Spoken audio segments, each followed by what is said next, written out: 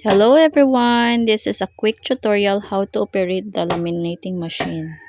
So, na-power on, then i-turn on nimo ang hot, then iset nimo ang temperature. Kung baga imong laminating film, pwede nimo i-180 to 200 para mas maluto jud siya. So, after that, maghulat ka nga katong green nga light is mo on. Ang akong gamit nga laminating film is 250 microns. So, pinakabaga siya. So, nag-green na ang light. So, ready na siya. Pwede na isulod.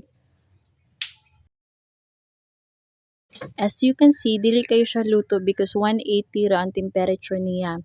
So, dapat 200 na to kay baga ang card, baga pa jud ang laminating film.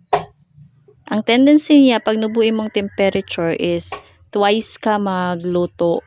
So, mas kala siya og electricity kay kaduha ka muluto. So, dapat ka isa lang.